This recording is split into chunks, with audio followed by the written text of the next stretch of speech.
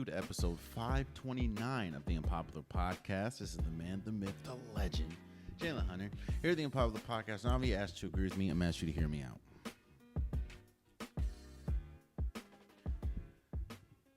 You know how they say that actions speak louder than words? Actions also show you different things.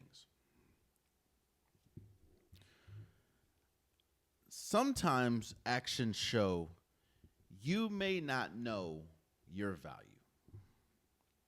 Sometimes your actions show that you may not understand how important you are to the grand scheme of it all. Sometimes your actions show that you don't have a grasp on your importance to the overarching goal of whatever is trying to get accomplished. That is the only way I can justify what Jalen Carter did in the first game of the NFL regular season.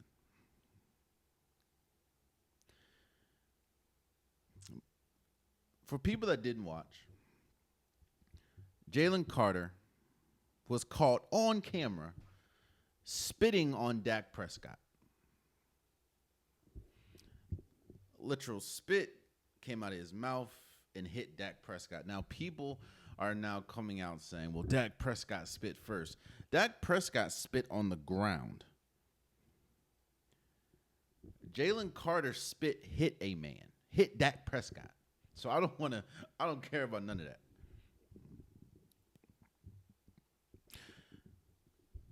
There's a lot of ways you can disrespect somebody.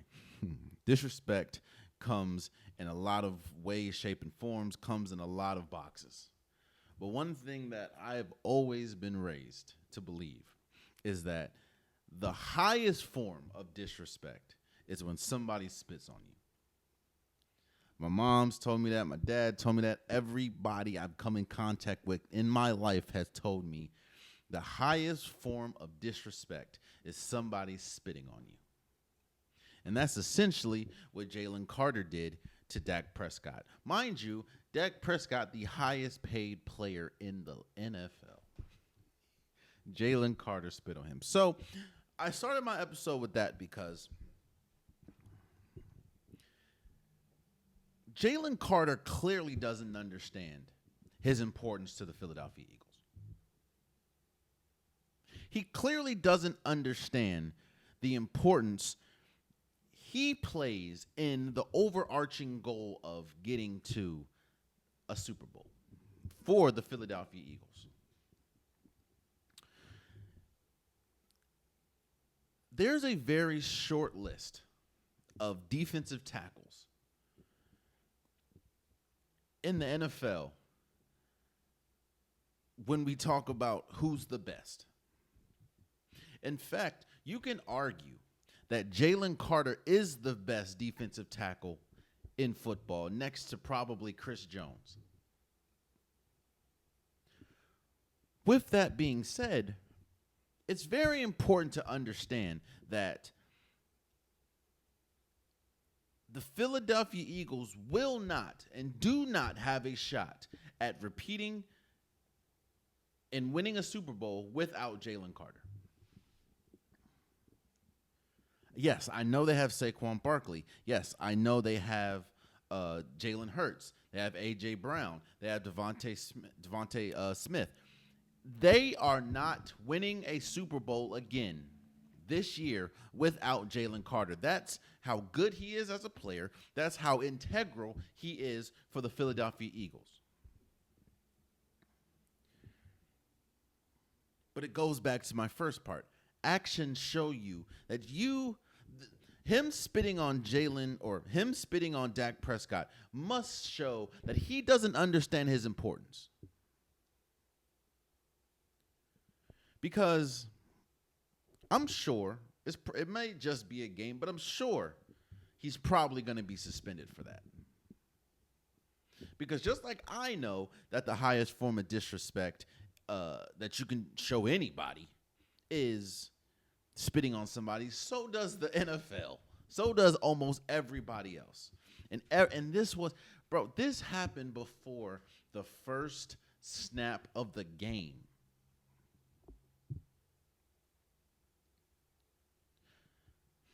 I know he came out and apologized after, but this is not saying spitting, because no, but these incidents continue to happen with Jalen Carter, and this has gone back to his days in Georgia.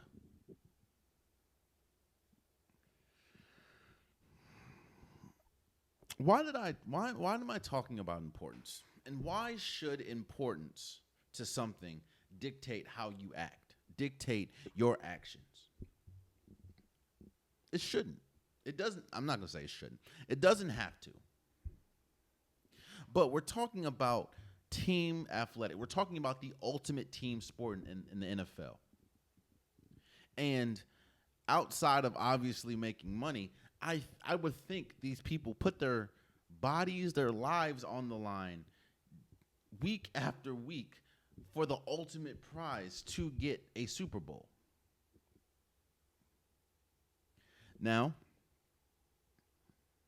you can probably, some people are probably saying, Jay, it's not that serious. Like, it was just, it's game one. He's probably going to be suspended for game two.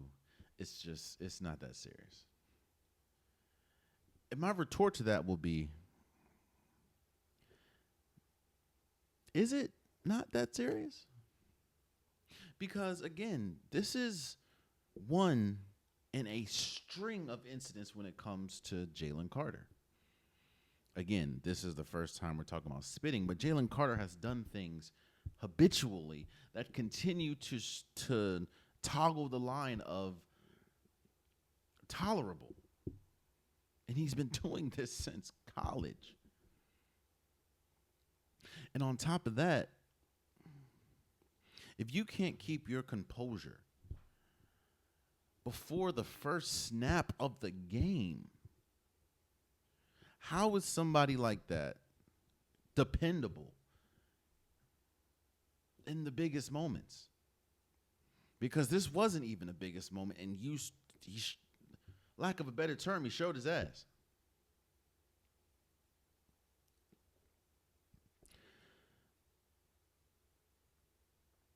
And my point is further and was further shown to be right if you looked at the entirety of the game. The Philadelphia Eagles beat the Dallas Cowboys 24-20. A lot of the game went almost exactly how I thought it would go. Almost. Shocker. Dallas struggled getting to the quarterback, struggled with a pass rush. Jalen Hurts had 2 rushing touchdowns, and I think they only had like 1 sack on the night, the Dallas Cowboys. I thought that the loss would be worse, and they did do a solid job. I will admit, they did do a solid job on Saquon Barkley. Only had 60 rushing yards. He did have a touchdown, and he had 24 receiving yards. So he had 84 total yards on the night with a touchdown. So I didn't think – I thought they would do I didn't think they'd do a good job with Saquon Barkley, and did a much better job than I thought. They also completely took A.J. Brown out the game. He had 1 target for like 8 yards. He was non-existent. So I will give credit where credit is due. Dallas played a much better game defensively than I thought they would. I thought that they would get ran all over. I thought that the absence of Micah Parsons would be felt bigger than it was, even though it was felt majorly because, again, Jalen Hurts, they could not get to the quarterback. And I think, again, they had like 1 sack, but they could not get to Jalen Hurts. He was feasting. And when I was watching this game, I was thinking to myself, they're having a horrendous time get with a pass rush. Imagine if Jalen Hurts was Lamar Jackson. Imagine if Jalen Hurts was more of a mobile quarterback than he already is. This would be a. But Jalen Hurts played a good game. He went 19 for 23, 152 yards. He did exactly what he needed to do. So in that instance, in that aspect, I am shocked, and I was surprised that the Cowboys played as good as they did. Even though I knew they would struggle with the pass rush, and that's exactly what happened. They could bear, and on top of that, you were playing against arguably the best offensive line in football in the Philadelphia Eagles. It's going to be tough no matter who you're talking about. So, or no matter who the opponent is. So I knew that they did better than I thought they would. Even though I knew they weren't going to get to the quarterback, they did better than I thought they were. And I also thought that the Dallas Cowboys offense was going to be pretty good. And Dak Prescott had a pretty good game. I know, 21 for 34, 188 yards. I know he didn't have a touchdown, but I can't tell you how many drops I saw in that game. CeeDee Lamb dropped a couple, especially the last big play that Dallas had. CeeDee Lamb dropped the ball. I think he had 4 drops. That CeeDee Lamb alone, that game had 4 drops. I know the tight end had a couple drops. It was a bad game for the offense, but again, there was multiple times and they had multiple chances to get up there and win the game. The Dallas offense, it's just a lot of those drops kind of prevented them. And where Jalen Carter's absence was felt was obviously on the defensive side of the ball, and you saw it. Dallas was running up up where Jalen Carter would be. Dallas was running circles around the Eagles' defense. And on top of that, we saw. I know that Dallas lost a lot of their defensive pieces to free agency and stuff like that. Adoree Jackson, please step to the podium. Yo, they looked at Adoree Jackson like he was a buffet. Every single big play that Dallas hit had to be on Adoree Jackson. Or Adoree Jackson was called for a holding penalty. It was just a tough night for him. It was a tough night for the entire Eagles defense, and that is because, one, obviously, they lost a bunch of pieces, and it's going to take some time. But it also was the fact of your best defensive player took himself out of the game before the game even started. Your whole defensive scheme is centered around Jalen Carter. And the fact that he's not there because he took himself out the game, it showed. People, now you have to adjust your defensive scheme that you've been practicing for weeks now.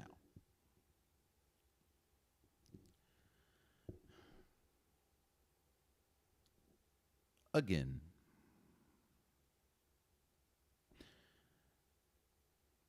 I'm excited that NFL football is back. I'm not going to say football is back because college football started last week or 2 weeks ago.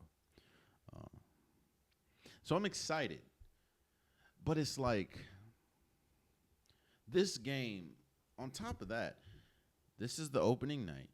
You lose, what's the dude's name? Ben Van Simmeren? I know I said your name wrong, bro. I apologize. The fullback for the Eagles, I'm hoping that's not, but it looks like he tore his ACL the first kickoff of the game. So you lost 2 players, 2 key players essentially before the game, before the first snap even happened.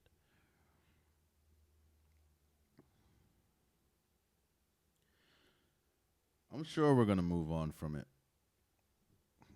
I think he's going to be suspended a game. And they may, which I think is going to be some BS, but they may be like, hey, He missed damn near all of that game. So that's the suspension. No, I think he needs to be spending at least one game because that's crazy. And yes, Dallas has a good offense. We know that. When you have CeeDee Lamb, George Pickens, Ferguson, they have a good defense. They have a good defense. I mean, they have a good offense. I'm sorry. But the Eagles' defense struggled mightily because their best player took himself out the game. I think it may have gone much different. The lead, I know how they'd be like, damn, they lost by like 15, but it was worse.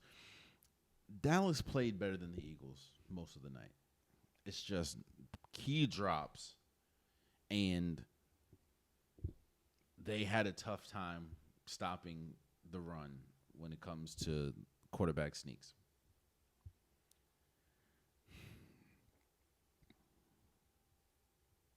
It just sucks because, again, the reason why I started this episode with that, the reason why you're hearing most of the national media talk about it, because this is a huge thing.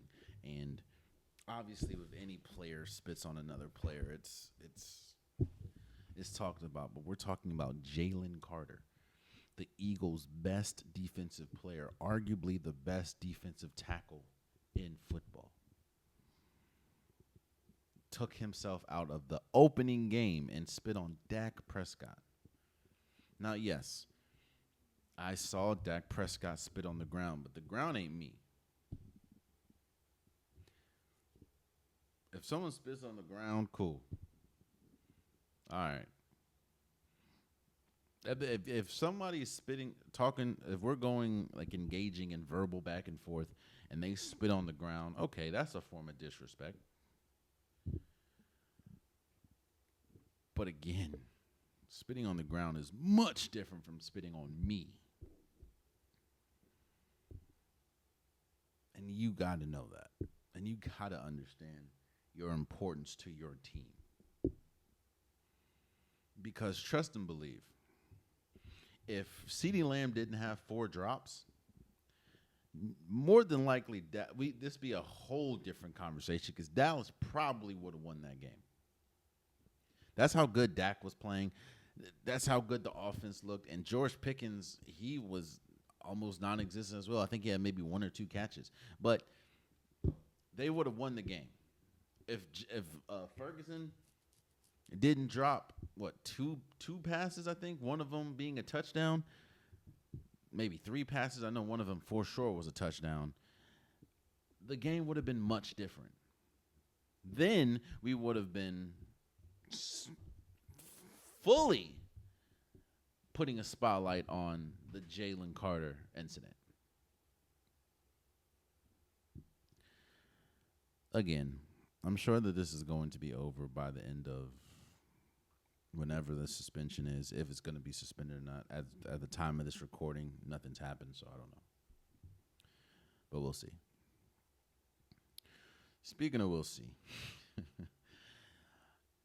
I jumped the gun a little bit. I'm gonna bring y'all behind the curtain a little bit. So last episode, I saw that there was a game on Thursday, right? And with that game being Thursday, I thought to myself, this would be the perfect time to give my game or week 1 predictions. And with that, I was so focused on my week 1 predictions that I completely forgot to give my NFL awards. Just completely forgot. My fault. So I'm not going to give my predictions again this episode. I might clip it off and put it on a clip. I don't know. But what I am going to do is give my predictions. My NFL award predictions. That is what's going to happen now. My fault. I didn't realize or I forgot about it. Then I was looking like, did I do my NFL awards? And I realized I didn't. So my fault, y'all. Let's start with Coach of the Year. I think that there's a lot of candidates that this could be. The good thing about this, and the interesting thing about this is there really was only one category when we talk about these NFL awards that I don't think is going to be much of a competition. And we'll get to that one in a second. But most of these awards is going to be a strong competition, in my opinion. And Coach of the Year is no different because I think that we're going to have coaches and we're going to have teams that we may not think should be as good as they are, probably exceed expectation. Like the Atlanta Falcons. I think Raheem Morris has a really good chance of winning Coach of the Year if the Atlanta Falcons win the division.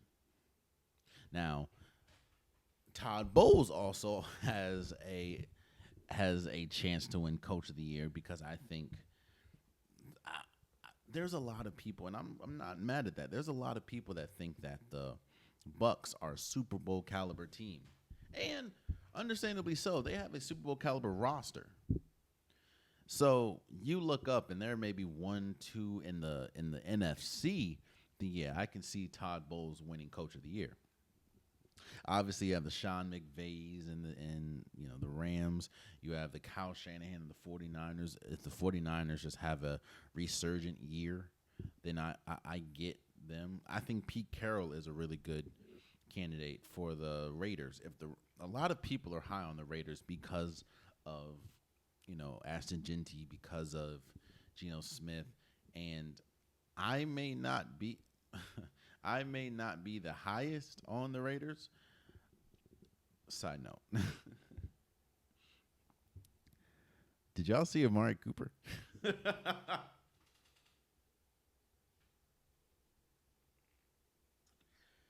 on. I'm going to get back to this in a second.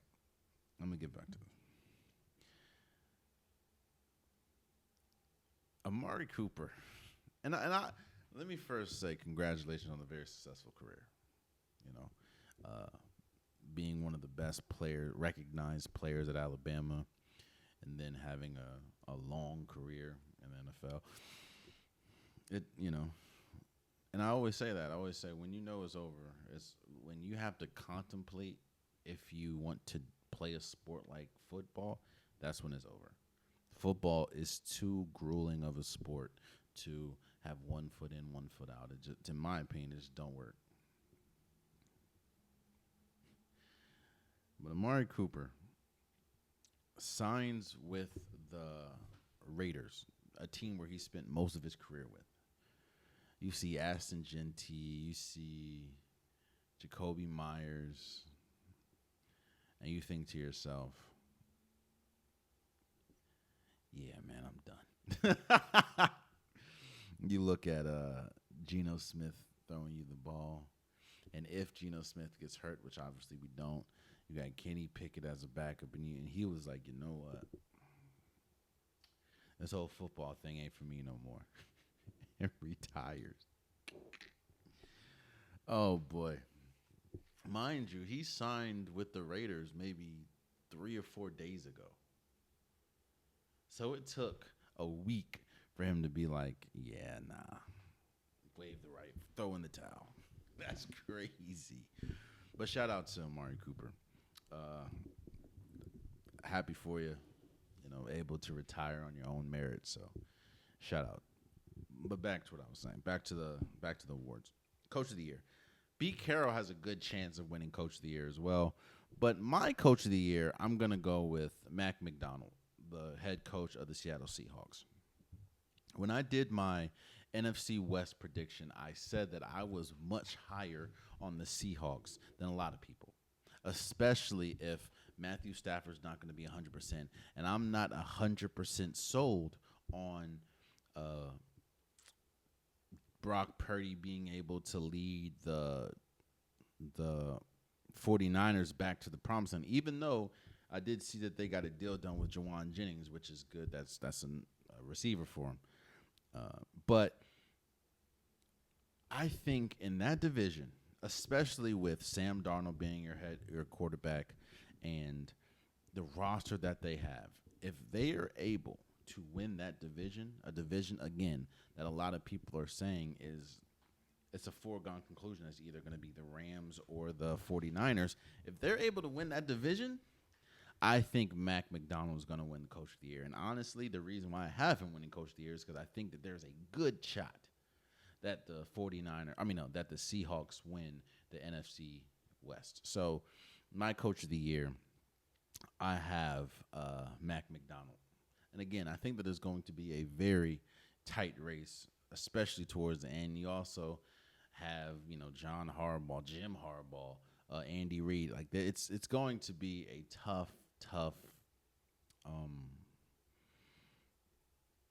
competition. But I think if the Seahawks are able to win the division and able to look much better than a lot of people think they were, if Sam Darnold has a similar year this year than he did last year, success-wise, remember there was a point where the Vikings were like 14-2 before they lost like the last two games. So, I have Mac McDonald winning the Coach of the Year. Let's go to Comeback Player of the Year. And I'm not gonna lie,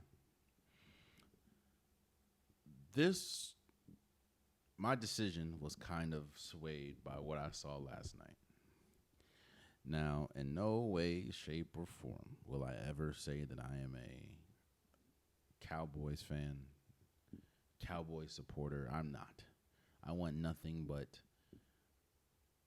failure from the Dallas Cowboys.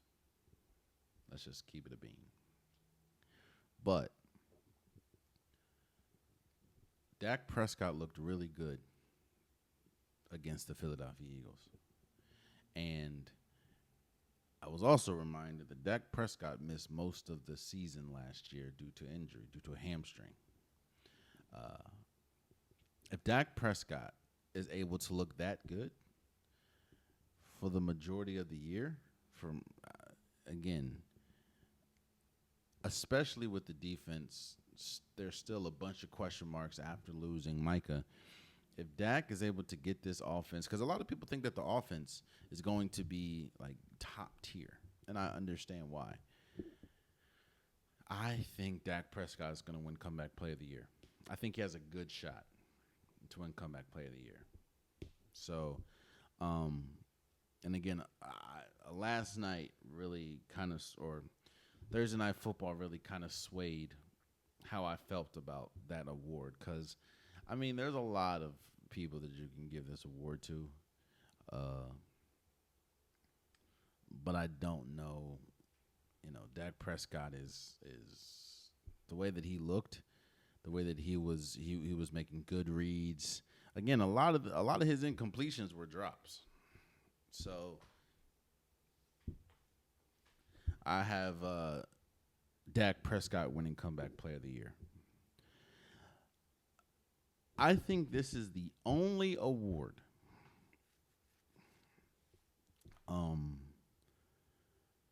this is the only award that's kind of somebody's award to lose, and that is the Defensive Rookie of the Year. I don't think that there's anybody that's going to be more impactful as a rookie on the defensive side of the ball than Abdul Carter for the Giants.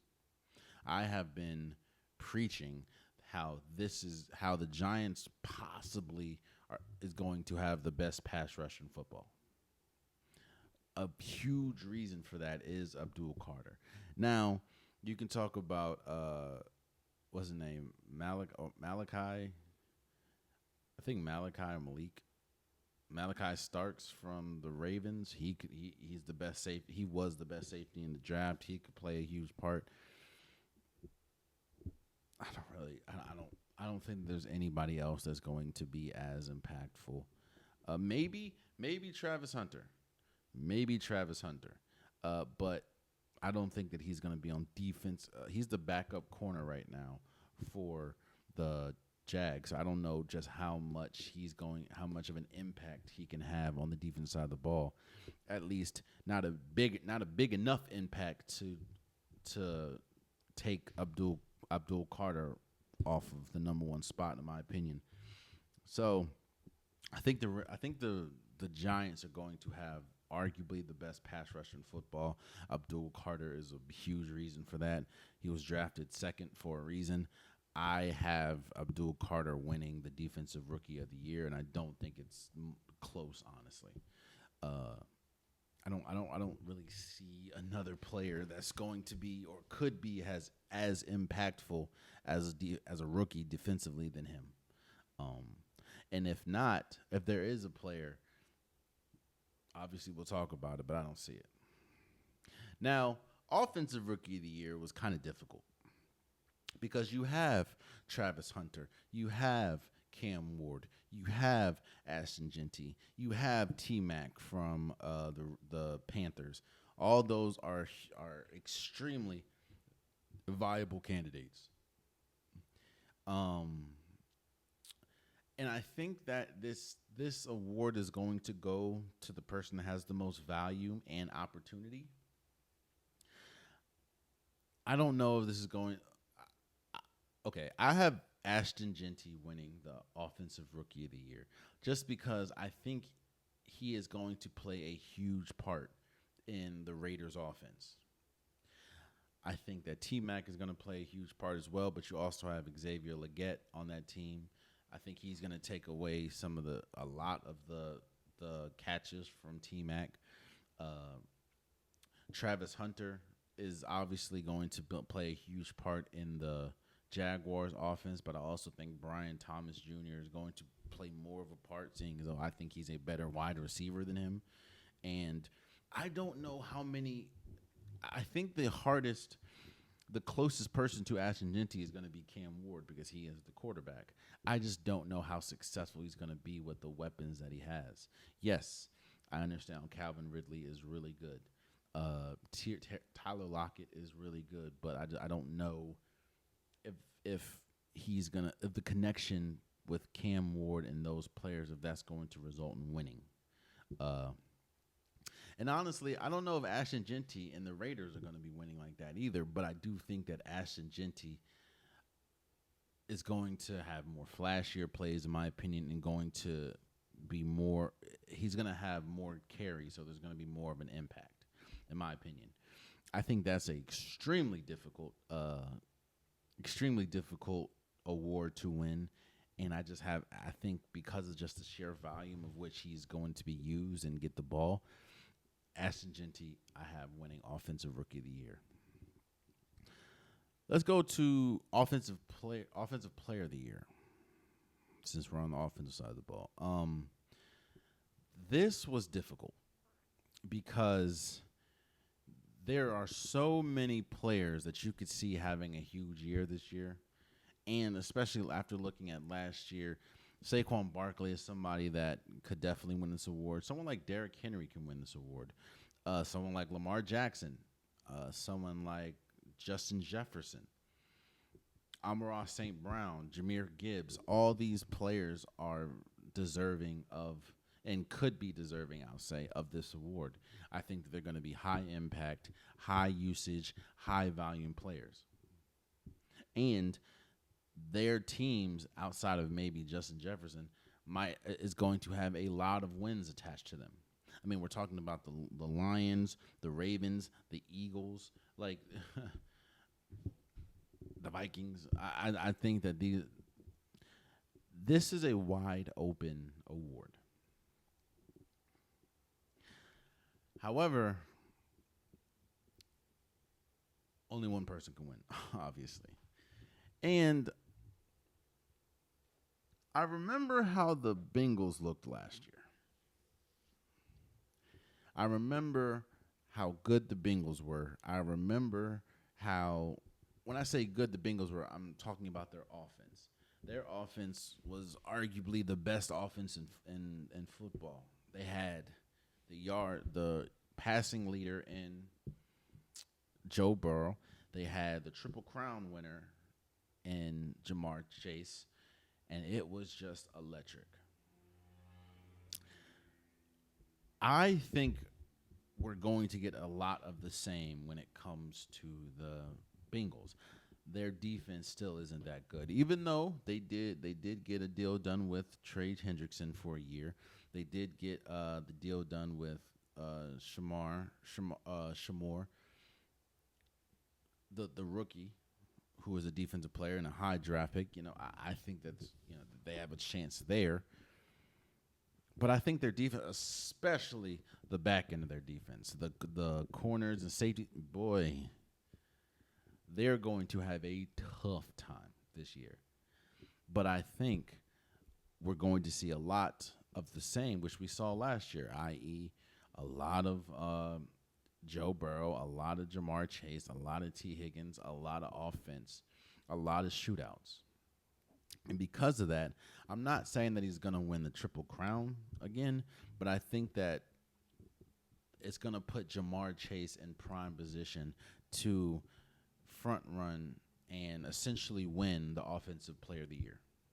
Again, I think that this, especially when you look at the direction that the league is in, I think that this is going to be a very tough award. But just because of the sheer fact of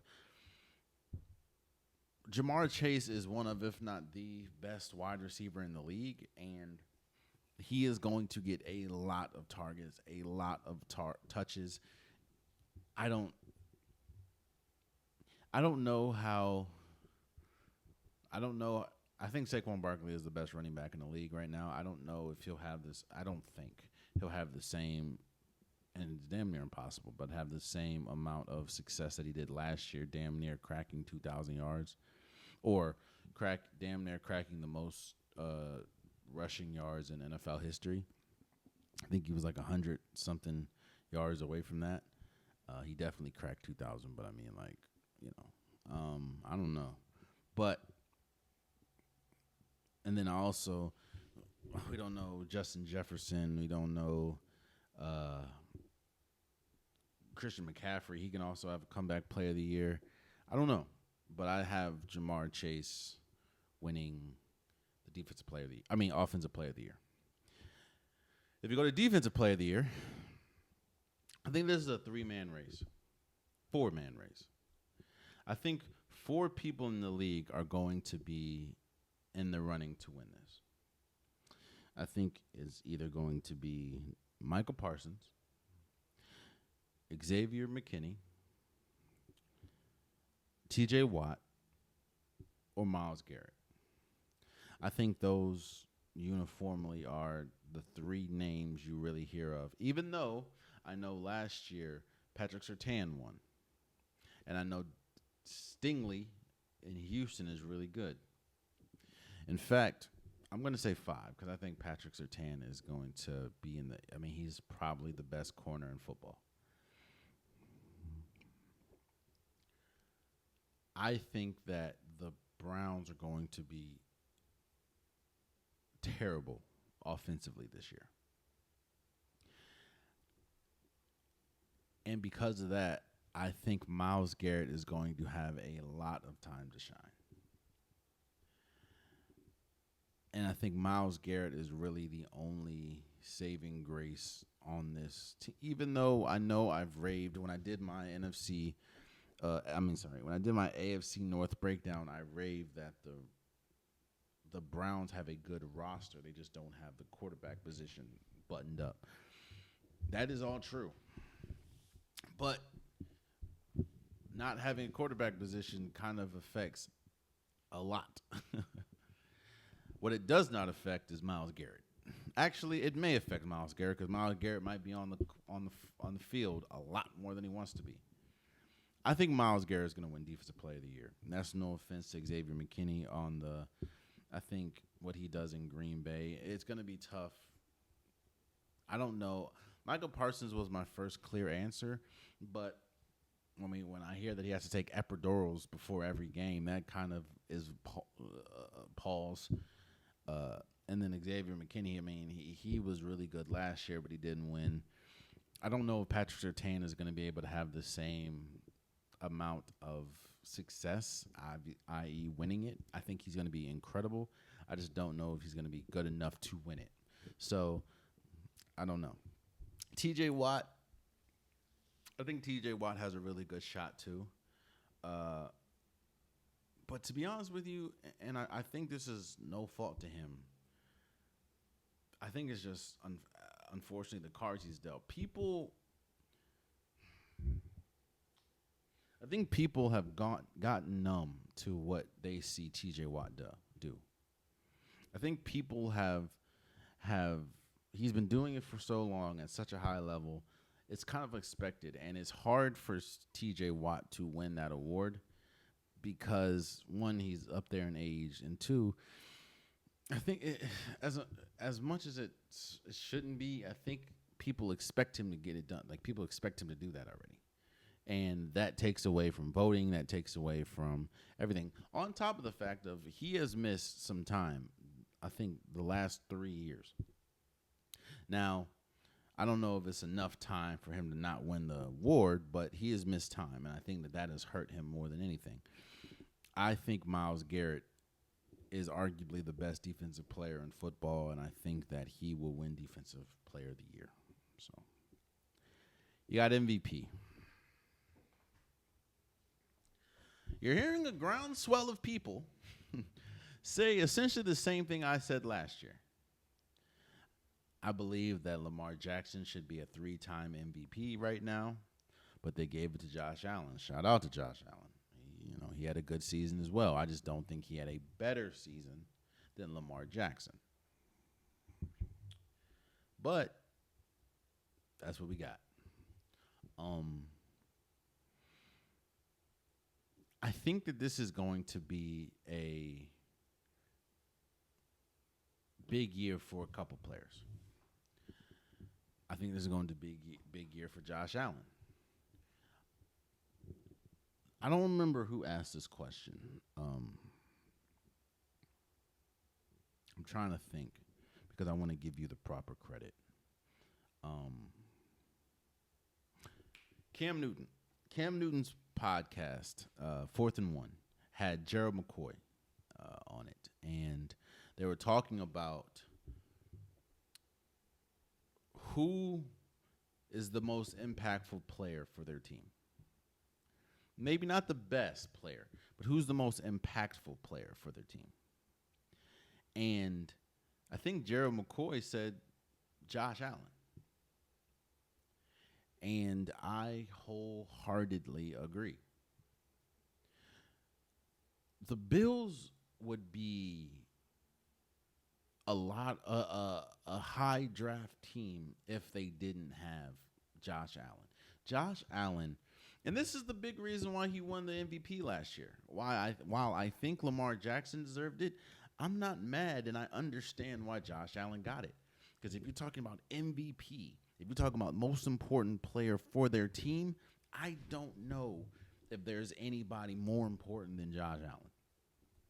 Because if you look at that roster, they'd have a tough time winning games on a consistent basis if it wasn't for the greatness of Josh Allen. And I think that's going to be the same this year. I know that they had some pieces and everything, but their defense is still – they had injuries. Matt Milano missed a lot of time. But I think this is yet another year where Josh Allen has to be Superman. I think that this is going to be a revenge year for Patrick Mahomes. I do think Rashee Rice being out the first 6 games is definitely going to hurt. But people are kind of throwing away the Chiefs and Patrick Mahomes like he's trash. I think he's going to have to I think this is a year to remind people, no, hold on, I'm still the best quarterback in the league by a wide margin. I'm not saying that he's going to win. I'm just, I think if the Bengals would have made it to the playoffs, Joe Burrow would have been the MVP last year. I'm not saying if they make it to the playoffs that he's going to be the MVP this year. What I'm saying is Joe Burrow was good enough to win MVP last year, and I think that his name is going to be in the running for MVP this year. I think there's a lot of people that's going to be Jaden Daniels. I think Jaden Daniels has a good chance of putting his name in that MVP conversation. you know. But I think there's going to be one MVP, and I believe that's going to be Lamar Jackson. I don't know if you've noticed. Obviously, yes, the playoffs is a different thing. But I don't know if you've noticed, but every year Lamar Jackson continues to get better. Now, I do know that I was a little skeptical when I put Lamar Jackson's name because I also said last year I think Lamar Jackson's done winning MVPs until he wins the Super Bowl. And to a certain extent, I still believe that. I still believe that people, especially voters, are only Lamar Jackson's played himself to a realm where they only care about what you did in the playoffs. Anytime we talk about Lamar Jackson, anytime we talk about this Baltimore Ravens team, it seems like the entire conversation only goes towards, well, the playoffs. And I understand. I get it.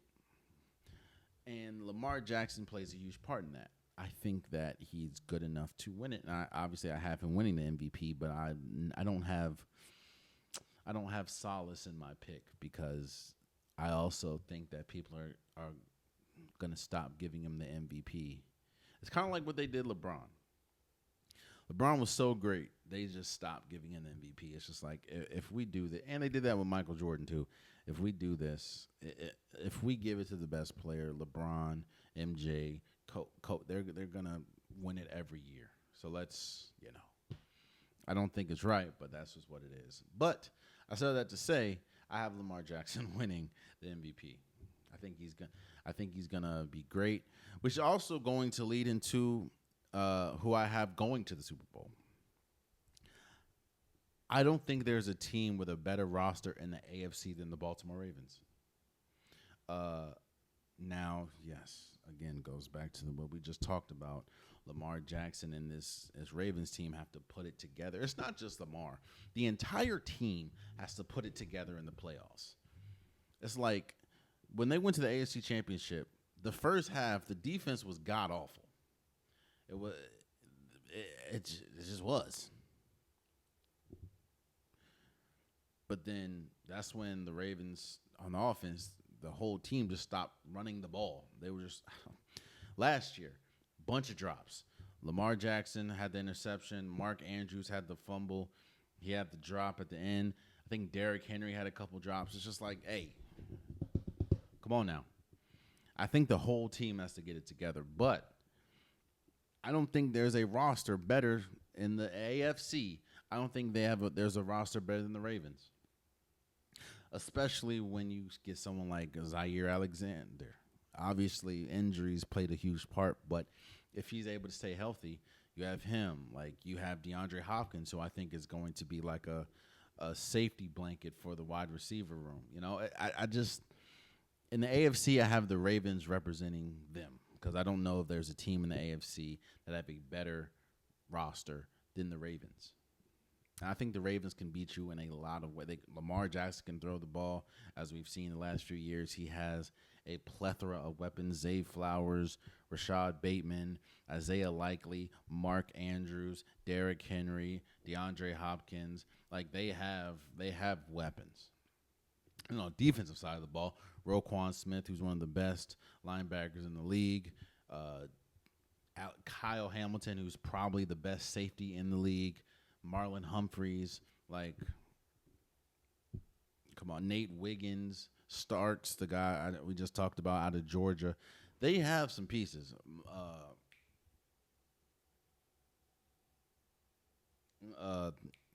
Kyle Van Noy, Meta BK, come on, Owe. Yeah, no. I think that the Ravens, they have the best roster in the AFC, and I think they will be representing the AFC in the Super Bowl. Then you get to the NFC.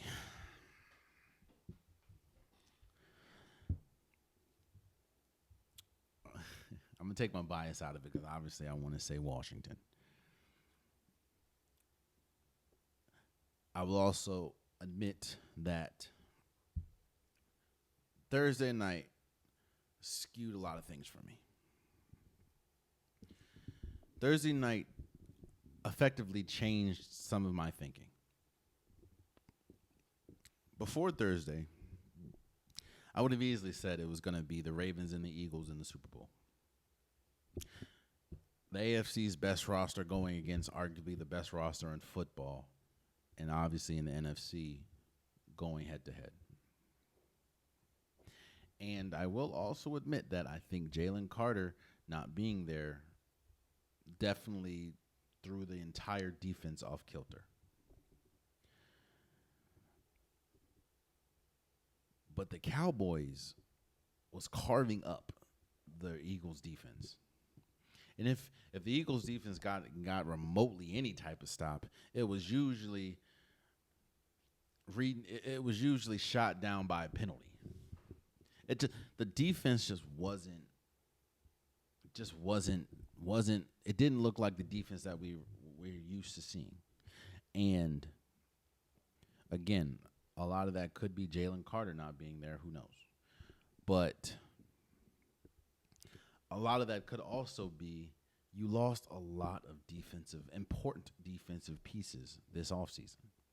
And that was one of the fears going into the season. How would this team look? How would the defense look when you lose the pieces that they lose? They were damn near getting carved up by the Cowboys. And yes, I know the Cowboys are a good offense. But there's a better offense out there, in my opinion, that can carve this team up, and that is the Lions. I know I have been uber critical of the Lions when we talk about losing Ben Johnson, losing Aaron Glenn. They're two coordinators. I've also been critical about how is this defense going to look, seeing as though they lost a lot of pieces to injury last year. How are they going to,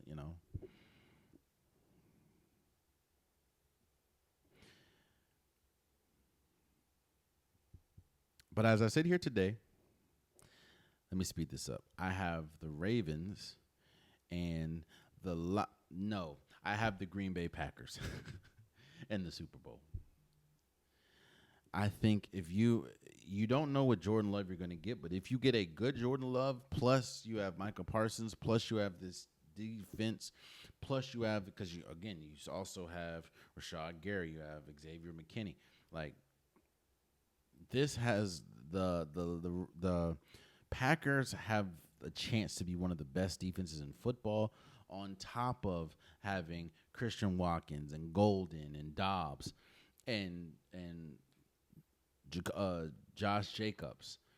I think the Super Bowl is going to be the Ravens and the Packers.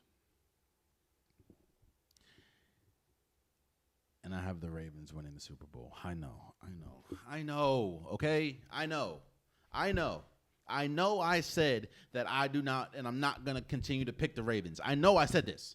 I know I said that I'm done trusting the Ravens because I pick them damn near every year, because every year they have one of the best rosters. I know this. I know. Shit, I'm hard-headed, okay? I'm stubborn in a lot of areas, I've been told. I know. I'm sorry. I have the Ravens winning the Super Bowl. They have one of the best rosters, and they have arguably the best player in football, in Lamar Jackson. What do you want me to do? I think the defense, I think it's going to be tough for the Green Bay defense to get to Lamar in the Super Bowl. I'm sorry. We'll see, though. That's my Super Bowl pick. Lastly, before we go, I want to kind of talk about this Kawhi Leonard thing, because it has a chance to be huge. Now, shout out Pablo Torre again, dropping a bombshell story saying that the Clippers were circumventing NBA salary cap rules by it is alleged that they had $28 million no-show marketing deal between Kawhi Leonard in a third-party company that Ballmer had invested in. I know Ballmer came into on Sports Center and he was saying that he was conned or whatever, but what was originally said was they needed to find a way to give Kawhi Leonard $28 million. And if they would have done that, they wouldn't be able to because it would have affected the salary cap. What they found out, or what Pablo Torre said happened, is Steve Ballmer and the Clippers essentially made up an organization that was like supposed to be planting trees, made up an organization and gave that organization that was worth $28 million to Kawhi Leonard. For people that aren't understanding what's going on, that's essentially circumventing the salary cap. In layman's terms, that's cheating. You can't give a player of that caliber an extra $28 million and it doesn't touch the salary cap. That is against the rules. Now I think it was Kawhi Leonard was supposed to. It's supposed to be like a tree planting thing, and he was supposed to plant trees. And what Paulo Torre is saying is the company didn't exist really, or if it did exist, Steve Ballmer made it up and gave it to Kawhi worth $28 million. So, and this is also they're also connecting. Kawhi Leonard had an option to go to the LA Lakers, but it's saying that Jeannie Buss and the front office weren't willing to do illegal under the table stuff that Uncle Dennis, who people know is affiliated with Kawhi Leonard, was asking for. We don't know what that is, but shortly after that, Kawhi Leonard signs with the Clippers.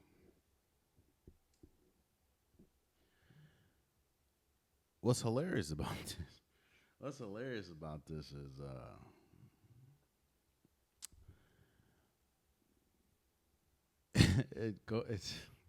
it's Kawhi Leonard we're talking about. Like, yes, I know how great Kawhi Leonard is when he's healthy, but like, come on now. And the fact that Steve Ballmer went on Sports Center, it was essentially like everything that I did was well within my right, well within the rules of the league, which technically it was. I had all the intentions in the world I just gave Kawhi Leonard a business because he's a businessman, and this had nothing to do with me signing him and this, that, and the third. He essentially was just like, this happened to me. Mind you, Steve Ballmer's worth like $119 billion with a B dollars. You think someone's gonna con him for $28 million? And when you look at the like paperwork in the LLC and the organization that it's under the name KL2, which just so happens to be Kawhi Leonard's initials, and he wears the number 2.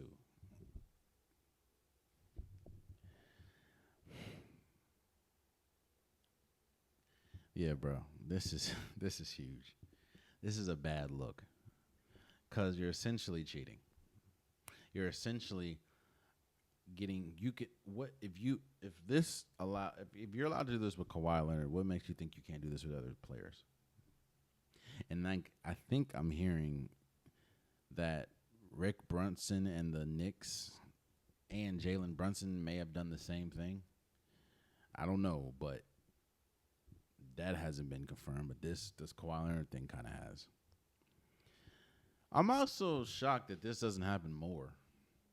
Maybe it does. We just can't pinpoint it. But the fact of it was as sloppy and this bad that Paulo Torre could find it, yeah.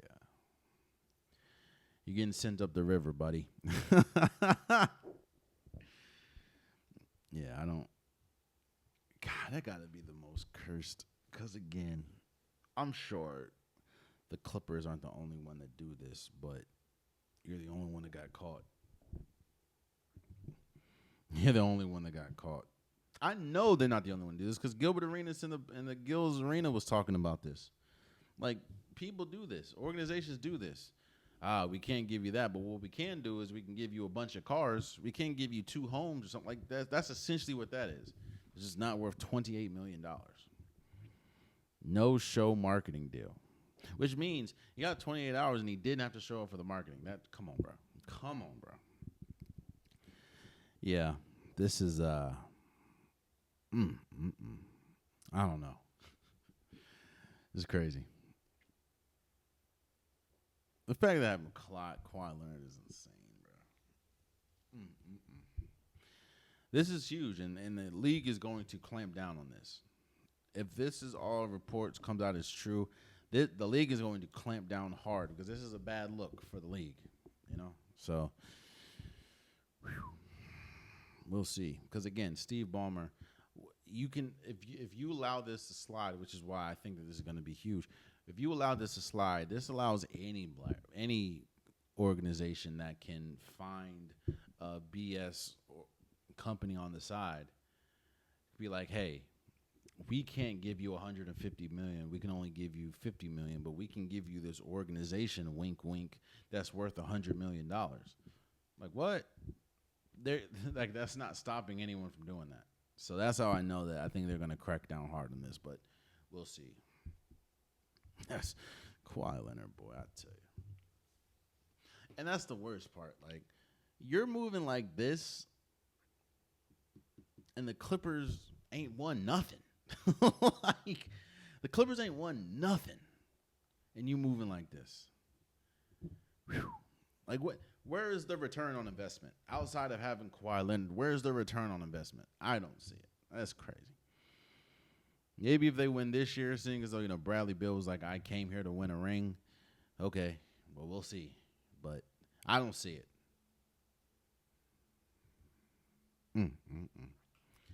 And there you have it. That's been today's episode of the Unpopular Podcast. I truly, truly, truly appreciate you guys. If you want an Unpopular Podcast shirt, hoodie, sweater, long sleeve joggers, link in the description below. I have multiple different colors, multiple different designs. Get your Unpopular Podcast merch today. Also, please subscribe to the YouTube channel. I'm trying to get as many subscribers as possible. I appreciate all of you guys. I'm trying to grow the podcast. I can't do it without you guys. So if you like the content, please like, please share. Please follow, and yeah, I'll keep pumping out content. Also with the DSPs, Apple Podcasts, Spotify, SoundCloud. Please, please, please subscribe. I'm trying to grow the podcast unilaterally, and I can't do it without you guys' help. No platform is bigger than the other. Please rate, comment, share. It means a lot. Also, for my socials, Instagram, TikTok, Facebook, please follow. That's probably the quickest way to get to me. If you keep it respectful, I don't mind you commenting. I don't mind going back and forth. It just means that you're listening to me and you have an opinion about something. I appreciate both. But again, keep it respectful, and I don't mind going back and forth. I appreciate you guys, and until next time, much love.